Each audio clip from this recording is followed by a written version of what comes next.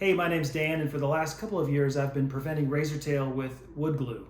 The premise is really simple. At the end of each day, you put a little bead of glue on your nose or your tail, wherever you've worn it down.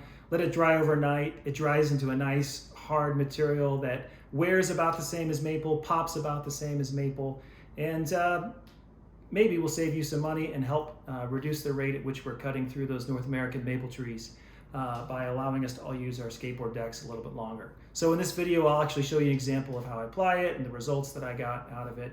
One of the keys is that I'm using this Elmer's Carpenter's Wood Glue. It's an interior glue. A couple of years ago, I was sort of frustrated with the rate at which my deck was razor tailing, and I was thinking about the physics behind it. And I happened to have a bottle of this laying around on my workbench, so I thought, well, I'll give it a try, and I started doing experiments, and I found that it worked really, really well. I've since tried other glues, Gorilla and some others, and haven't been happy with them. They've either been too tacky or too brittle. By the way, this isn't sponsored. Nothing in this video is sponsored. It also shows up in my Uberlite deck review, where that's a skateboard that I rode for more than 6 months, and because it's that Uberlite, it's super rigid. It lasted a really long time, but I don't think I even made it through the second layer because I was applying the glue on a regular basis, and it really allowed the tail and the nose to stay strong. Now, I've definitely heard the argument before that, hey, by the time your board's razor tailing, it's kind of getting soggy anyway, so there's maybe not any reason to bother with it. Just get a new deck. And maybe that's true. Oh, and by the way, maybe everybody knows this trick. Maybe everybody's doing this, and I just was the only one who couldn't find it 2 years ago when I was searching, but maybe not. So maybe it is true that the deck gets soggy and you should just move on to a new board. But let's look at the physics of it real quick. If you've ever watched a slow-mo video of the foot releasing the board and the board popping off the ground and coming back up again, you'll see that the foot releases the board right above the ground, not on the ground. It's just kind of like bouncing a ball. You don't push your hand in the ball all the way to the ground and then try to get it bounced, right? You apply the force up here, you let the ball bounce. That action has an equal and opposite reaction minus whatever force is absorbed into the ball, right? So if you think about your skateboard deck with its 7 ply, its 7 layers that are all glued together, kind of like this stack of cards, well, when the skateboard deck hits the ground, you get that nice strong pop, right? That force hits the bottom layer and travels through all the layers and comes back down again. You get that equal and opposite reaction, which is what pops up in the air. So when you razor tail, it's kind of like if you spread these cards out, right?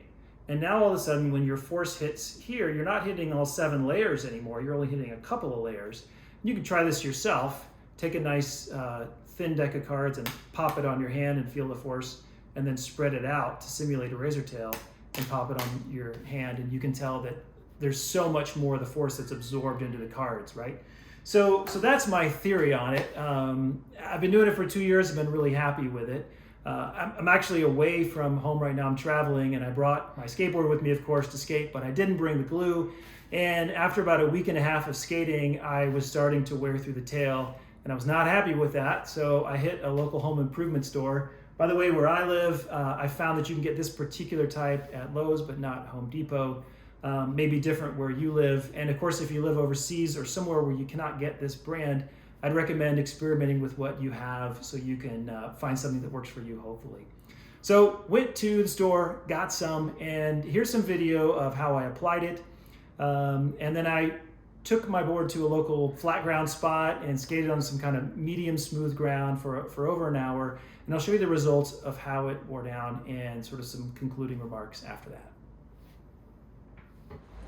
All right, I'm gonna start by propping up the board on this box just until the flat part of the tail here is level with the ground, or level with gravity, because you're gonna be putting glue right upon that flat part, and you don't want the glue to drip off this edge or to drip off that way. So you want this flat part to be level. All right, now you're gonna want the most glue in the middle where you've worn it down the most, and then taper it out to both edges. I'll usually start at one edge with just a little bit, squeeze more in the middle, and then squeeze a little bit out on the other side, then use my finger to kind of even it out. You don't want to overdo it here. Like in this case, I've been skating for a while without gluing, so I'm down to the 3rd layer. So I'm not going to try to fill all that in, but I'm going to fill in a decent amount. Let's give it a shot.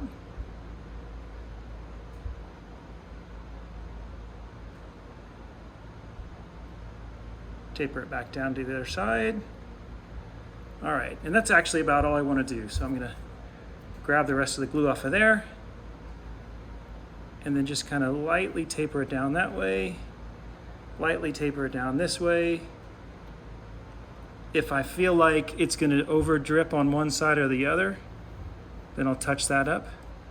Otherwise, we're just gonna leave that there to dry. Make sure that we're pretty happy with the flatness of it, that it's not dripping off one side or the other here. I'm actually gonna raise this up just a little bit and let it dry. It's been about an hour. It's starting to dry.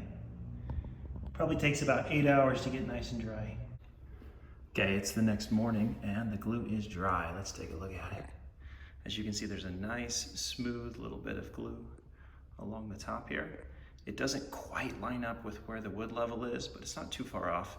If I wanted to, if I wasn't skating today, I could actually put another very thin bead in there, but I'm gonna try to skate today, so I'm not gonna bother with that. I'll take this out and see how long it lasts in session, report back. All right, so I'm about 20 minutes into my session, just getting warmed up at this point in time, doing a bunch of flat ground and some basic tricks. I'm skating on a surface that's kind of medium smooth. It's a basketball court with some coping next to it. Let's take a look at how the glue's doing. All right, so what you can see here is that this part of the glue is pretty much untouched, that's untouched, and then the middle, I'm mostly worn through it, and that's 20 minutes in. Now, I only put on one layer. I could have put 2 layers on and it would have lasted longer. But even as it is, I just saved myself from 20 minutes, 30 minutes of wood wear. I'll probably skate an hour total, so, you know, cuts down about 50% on how much I was wearing. If I put more glue on it, it would last a little bit longer, but you can see it behaves just like wood. It's got the same pop, it's got the same wear out, it's got the same marks on it here, the glue, as the wood does. All right, I'm done with my session. It's been about an hour and 10 minutes. My kids are done at the playground, so that means it's time for me to go. And what I noticed is I actually didn't lose any wood at all. There's still the thinnest layer of glue on here. In fact, this black mark was there before I glued it. It's still there. Got a couple of nice dings during this session, but it didn't actually wear off any wood at all. Now, if it gets too smooth, make sure you kind of rough it up on the concrete a little bit before you glue it. But it'll be ready to glue tonight and go out again tomorrow without razor tailing at all.